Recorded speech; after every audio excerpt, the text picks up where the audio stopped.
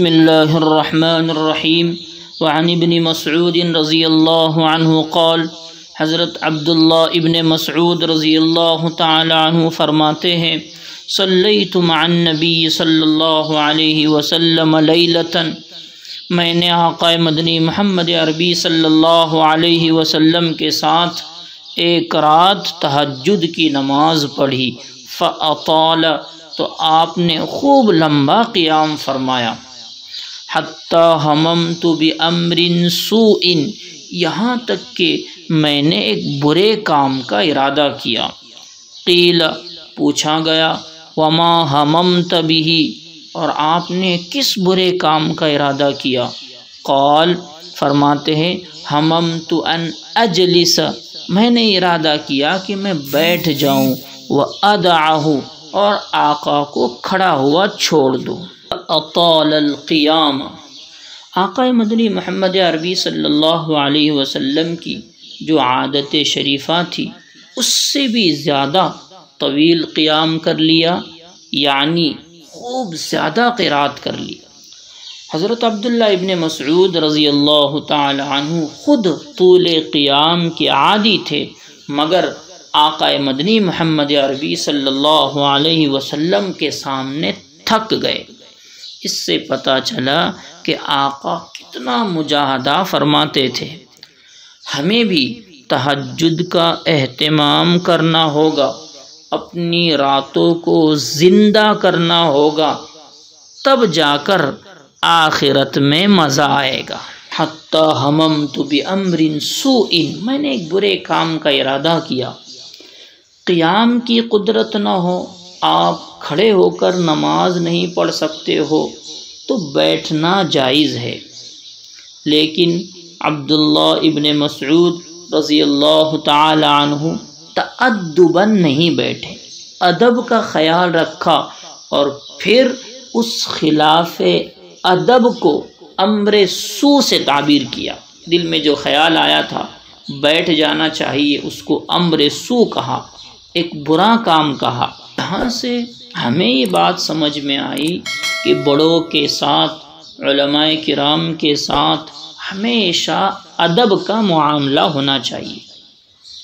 علامہ ابن حجر رحمۃ اللہ علیہ فرماتے ہیں کہ اقوال و افعال میں بڑوں کی موافقت کرنا یہی ادب کا تقاضا ہے، بشرطے کہ دین کے خلاف نہ ہو، شریعت کے خلاف نہ ہو، قرآن و حدیث کے خلاف نہ ہو۔ بڑوں کی باتیں ہیں، بڑوں کے کام ہیں، اس میں ان کی موافقت کرنا ہے، ان کا ساتھ دینا ہے۔ وہ کھڑے ہیں تو ہم بھی کھڑے رہیں، وہ بیٹھ جائے تو ہم بھی بیٹھ جائیں۔ قیل، پوچھا گیا، وما ہممت بہ، کیا آپ نے وہ کس برے کام کا ارادہ کیا؟ یہاں سے ایک بات یہ سمجھ میں آئی کہ بڑوں سے، علماء کرام سے، اساتذہ سے کسی چیز کی حکمت مصلحت معلوم کرنا یہ بے ادبی نہیں ہے، اس میں کوئی حرج کی بات نہیں ہے، بلکہ کوئی بھی آدمی ہو، اگر اس کے بارے میں کچھ پتہ چل جائے کہ اس نے فلاں بات کہی ہے تو اس کی وضاحت اسی سے پوچھنا چاہیے۔